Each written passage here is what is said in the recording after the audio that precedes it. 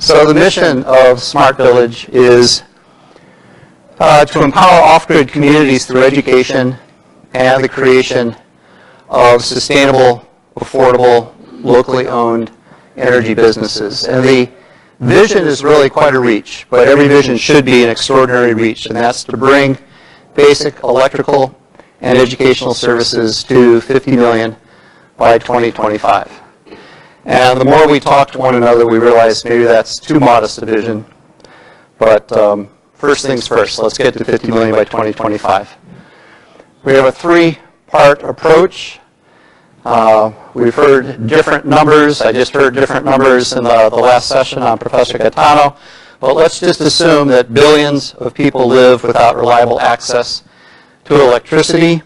And the figure that was just cited was 1.8 billion have no access at all to electricity, of those billions who have unreliable access. And yet, here's the other side of the equation.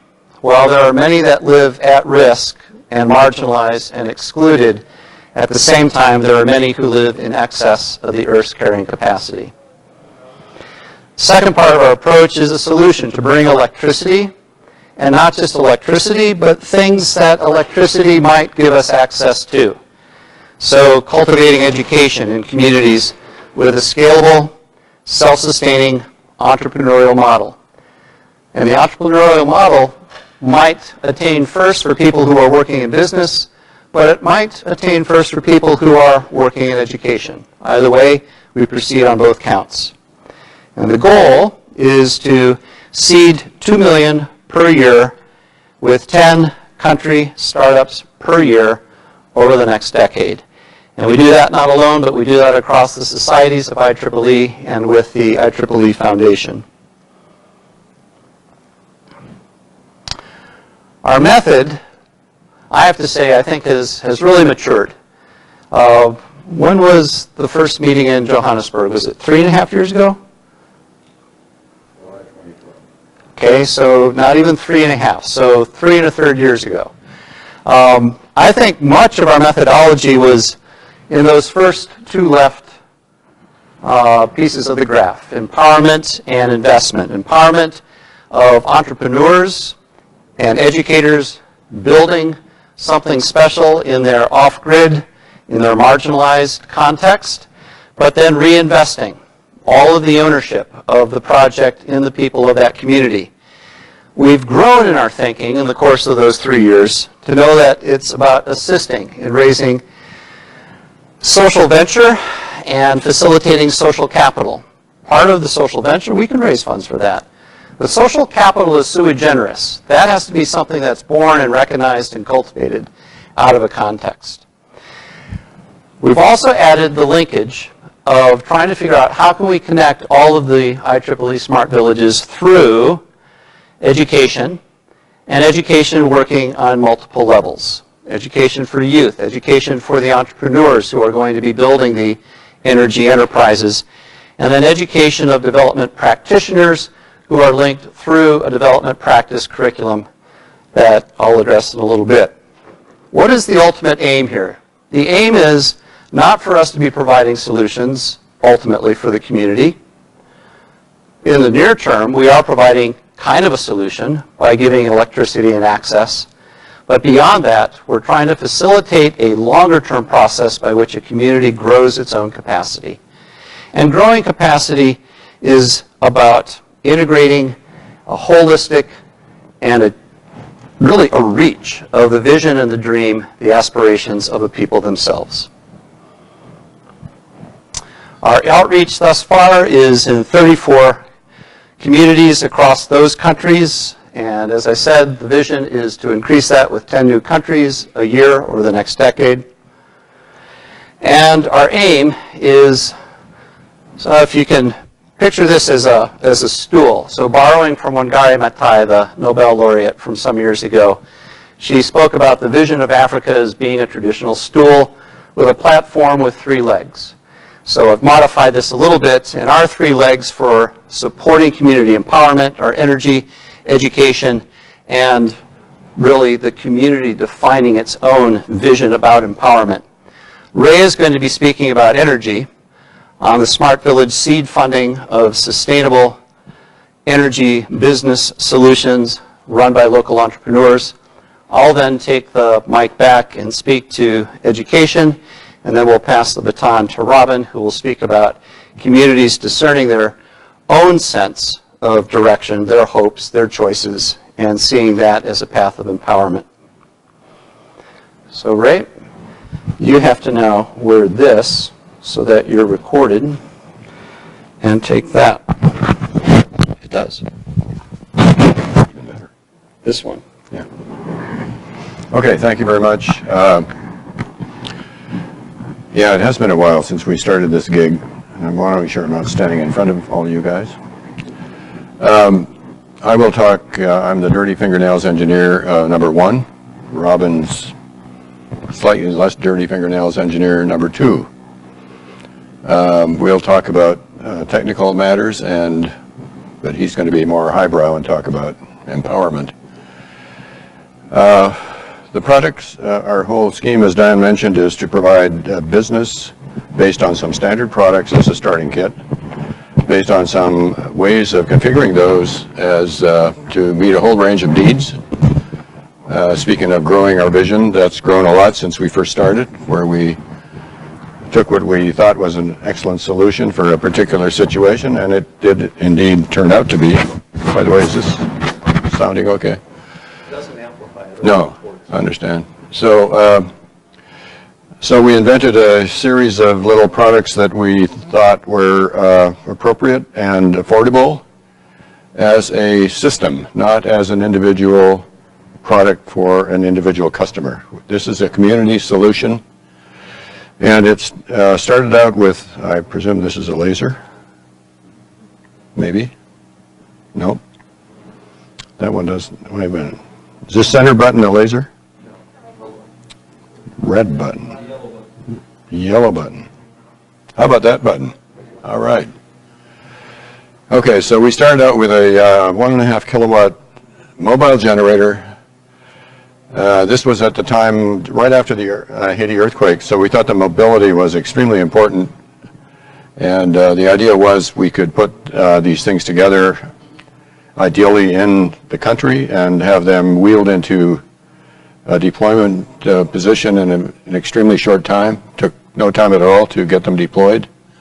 If you had to move them, there were refugee camps. We thought it'd be great. Well, we missed doing all that. We went straight into remote rural communities, which in a way was a better model for us because we were not really trying to be in the disaster relief business. We were trying to explore the feasibility of these units in communities. So this product, you can see a small version of it out in the exhibit area. It's 1.5 kilowatts supporting a light kit in the community, in a home rather, that's a couple of very nice 4-watt LED bulbs. We deployed in 15 villages between June of 2011 and July of 2012. Two pilots, first one 6, the second one 9 units into 15 villages total. That whole experiment was very encouraging to us.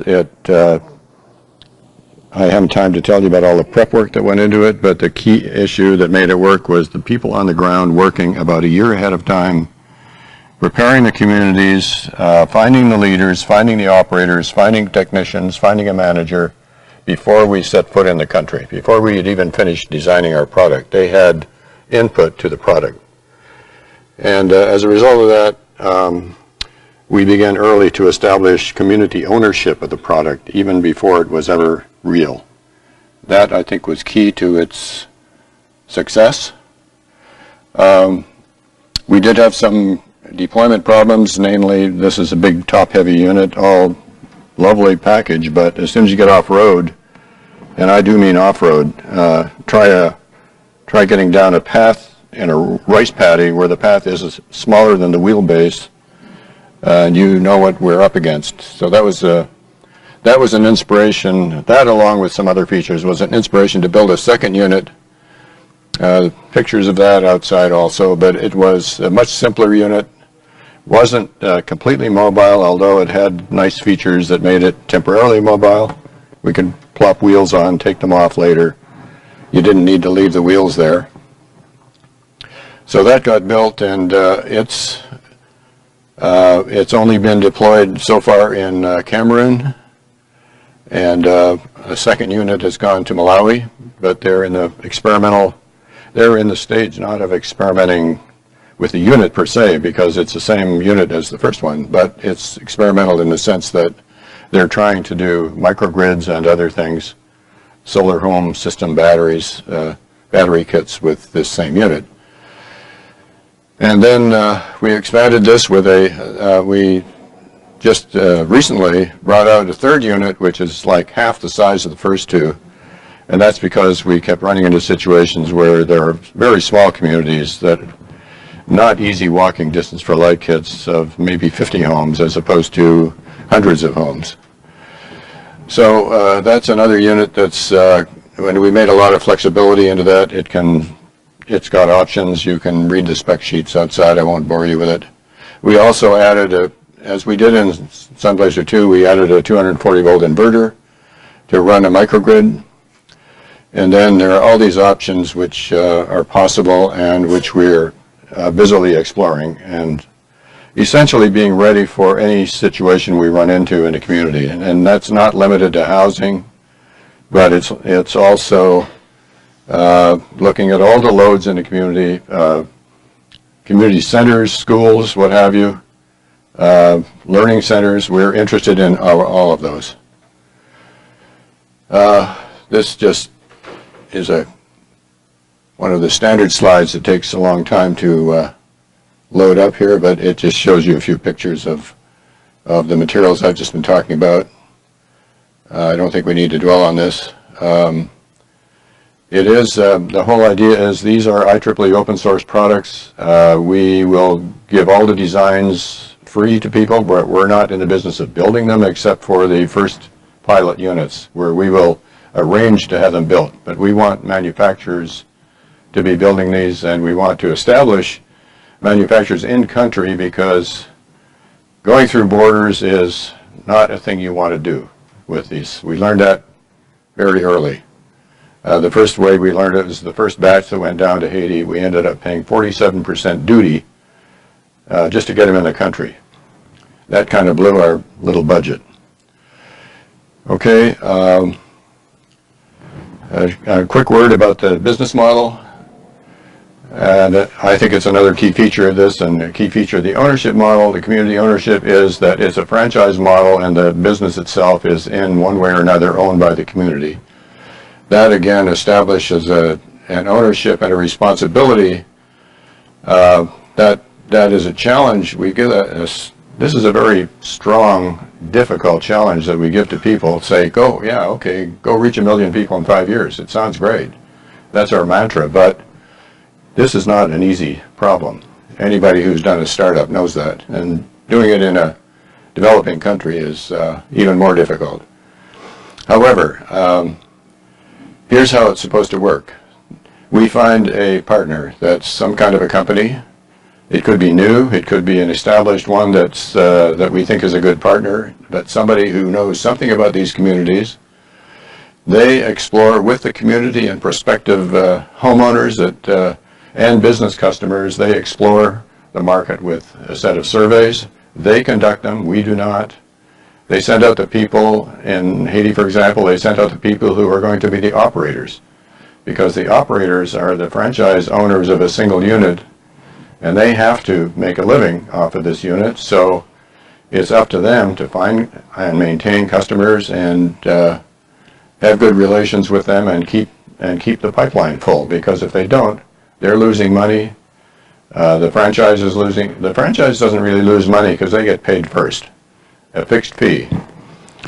But having the villagers help doing the surveys, and they're again taking ownership. That's 6 months before they ever saw the product. The company, as the whole premise is that the company can show us a 5-year business plan that makes sense, that it looks sustainable, that it looks like it'll make a profit. I threw in this little ringer because we keep putting it out in front of people. The plan must include an opportunity for community ownership, which is essential, among other things, to the security of the equipment. If there's ownership, there's protection. If there's no ownership, there's, the opposite of protection. We have an executive committee that reviews all proposals, and on approval, we'll donate up to $200,000 over, I say over 2 years typical, it could be longer, probably not shorter, but that's the extent of, that was sort of the estimated cost of, landed cost of 10 of the big units, 10 complete systems with 80 light kits per system. So it's kind of close to a break-even business when you hand it over. And then finally, the final component here is there's a continuing job for IEEE volunteers on the incubation side of the house. They've got to keep involved because the technology is very fast moving, as we all know. It changes weekly, if not daily. We have to be on the cutting edge of that because this is all very competitive business. And lighting alone, we've learned in some areas that lighting alone is not a profitable business. It's a very marginal business. You've got to have some anchor loads to go along with it to make it work. So our new surveys are looking at the entire community and all the possible loads. And this will, hopefully you can just look at the idea here. The idea is, and this is old because it says CSI, but which is now Smart Village, but the whole idea is we donate equipment to the local in-country partner. They find local franchisees, multiple ones, one per unit to start with. Those guys find customers. Customers own by serial number. They own a light kit. It's their responsibility to look after it. And lo and behold, they were the first to discover, hey, we've got a little micro business of our own right here in this light kit. We charge the cell phones of our neighbors, and that's a very lucrative business. In fact, they can make enough money to more than pay for the electricity, so they're getting it free. I think that's enough here. Move on. Yep. Switch out the mic too. Point the mic.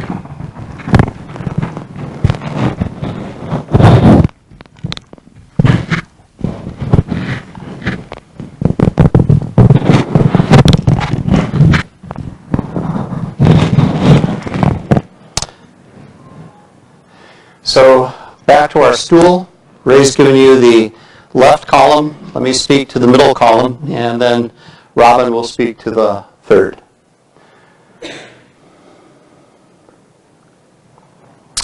Our objective is to kind of flip education on its head and to imagine that our ultimate objective is that communities that are empowered and now with access can become co-educators and co-learners alongside other communities that are similarly advancing.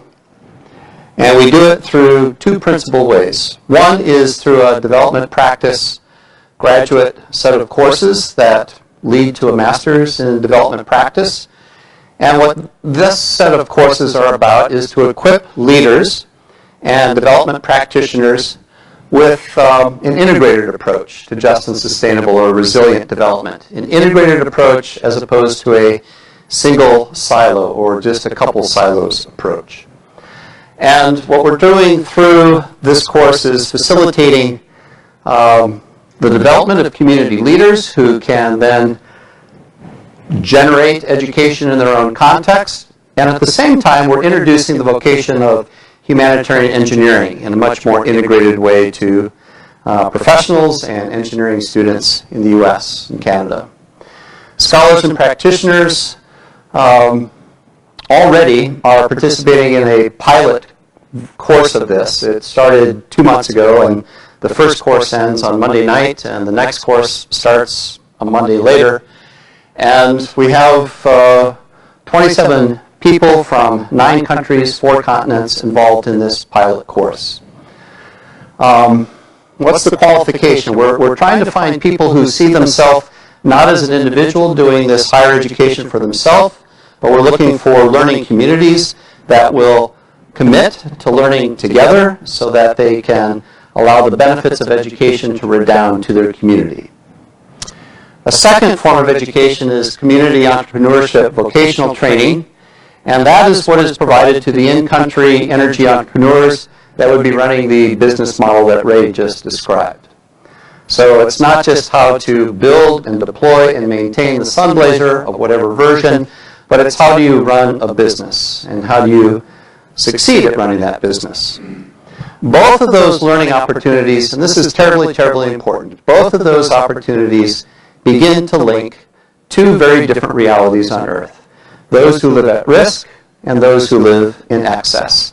So if you go back to the first slide, I won't reverse my steps here, but remember our problem, our challenge is that billions of people live without access to basic necessities, and at the same time, some other billions live in excess of the Earth's carrying capacity. So how can we link these learning communities to teach each other about a smarter planet? So, village entrepreneurs learn. We also have, through Smart Village, a lot of young ambassadors who are doing extraordinary things. Parasasi back here, he's got GHE, which is an expedition in the northern part of India, near, in the Himalayas, just below Nepal. And those ambassadors are teaching young people lessons about sustainable development. So that's two forms of education. I want to drill down here on a third. Smart Village partners with the Posner Center for International Development in Denver, which is a consortium of 162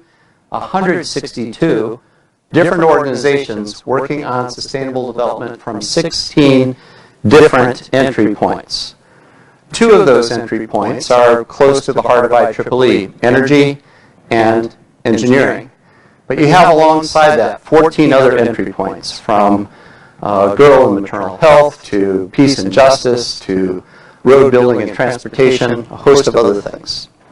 So IEEE Smart Village, the Posner Center, and my university, Regis University, we're collaborating on an integrated development practice curriculum. That curriculum involves 4 core courses, which are in the left column, and that includes a practicum where people are learning alongside a development organization. There are 162 there at Posner, but there are thousands of others that they might do that practicum with. And then in the middle column, another 4 core courses. And then in the far column, they can choose from a track of 4 courses. One track is on humanitarian and information engineering, another on managing organizations and projects, another possibly for engineers, but possibly also for somebody in literature or art, innovation, art, and creativity. Fourth, in communal, global, and environmental health, finance, trade, and labor, cultural, linguistic competence. There's actually a menu of 12 different tracks, each with 4 courses. So it adds up to 12 courses over 3 years, each lasting 8 weeks. And then at the end of that, there is a 3 to 6 month immersion of applying the knowledge from those courses. Now that immersion is not done among strangers. What we're trying to recruit into this are learning communities. Not individuals, but learning communities. So through the course of those 12 courses, you are working alongside people of all these other countries. Again, in our pilot, we have 27 people from 9 countries on 4 continents. Every week, they're working together across all of those disciplinary, cultural, and many other boundaries. So this is how it looks, and I want to compare this approach to what was announced a couple weeks ago by the UN. This is just by point of comparison. It's not at all saying this is one approach and the other is not the approach, but it's a comparison. Our approach is the one that's on the top, which says that with each of those courses, so you see 1, 2, 3, 4 courses across 8 months there, each of those redounds to the benefit of a community. The learning community that's studying it is figuring out how does this course apply to the development choices of the people that we live with. And they're taking this coursework from where they live. They're not relocating to Denver to study this. They're staying where they are. And at the end of that fourth course, which is taking it to scale, they have to present a case study of what they've learned for the benefit of their community. And then we have 4 months from the end of that fourth course to the beginning of the next iteration to build that case study into the next iteration of those 4 courses. And then we do the same thing with that middle column of 4 courses that you saw on the last slide. And we'll do the same thing with those tracks that you saw in the far right column. So what's important here is that it's collaborative. It's not top-down teaching, it's collaborative, and the case studies emerge from the reality of those communities. Compare that to 2 weeks ago when the UN announced the Sustainability Development Goals, the SDGs. 17 of them. Asking the world to pony up over the course of the next 15 years, $3 trillion a year. That's a $45 trillion price tag for the UN to work on 17 SDGs. The top is done for pennies in comparison to the 45 trillion. The top is community-based. The bottom is by the investment of major corporations, the investment of international organizations, the investment of wealthy states. The UN made a similar challenge when it started the MDGs, the Millennium Development Goals. And that too lasted for 15 years. And the UN never did collect the money that it was asking the governments and the corporations and the IOs to put into that investment. So with that track record, the UN is again not repeating what it did with the MDGs. It is exponentially growing the amount that it's asking the same entities to invest in the SDGs. So that is a comparison.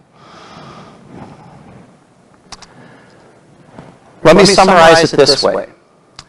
Not just IEEE Smart Village provision of Sunblazer electricity, but empowerment from learning what it means to own and operate a local enterprise. That, in fact, meets one or more basic human rights of the community in which you live and serve. Not just IEEE Smart Village ambassadors providing lessons to youth on sustainability, but empowerment from maturing and mentoring alongside a growing federation of IEEE Smart Villages. Not just a master in development practice, graduate level learning enterprise, but empowerment from networking.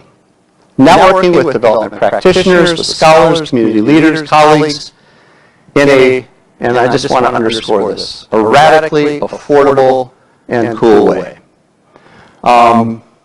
If one were to do the bottom model at Columbia University, which is a fine institution, it costs only $140,000 a student to do that. Plus you have to move to Manhattan for 2 years, and that's another $70,000. So I don't know if there's anybody here from Columbia, but that adds up to $210,000 a head. And what we're trying to do here is something that would be about 1% the cost of transporting people to expensive campus residential programs worldwide. So it's empowerment from networking with practitioners, scholars, community leaders, and colleagues in a radically affordable, community-focused, reciprocal, integrated way. And the reciprocity there is that all the communities are growing the case studies that become part of the learning endeavor. And lastly, not just a light bulb, but empowerment from linking the at-risk and the in-access communities. Let me point out one more thing about this list of 17 SDGs. Only number 12, and it's too small for you to read, but it's responsible consumption and production. Only box number 12 out of the 17 boxes asks people in this room to think about sustainability in terms of our changing our norms. The other 16 boxes are principally about the rest of the world learning to do sustainability. And I just think it's more of a reciprocal, collaborative venture than that. This is my last slide. When we're talking about marginalized groups, Maybe they live on the far side of the canyon, or they live on the disadvantaged side of a river, or they live on the wrong side of the railroad tracks. It's never by accident that they are where they are. There's a long history behind it.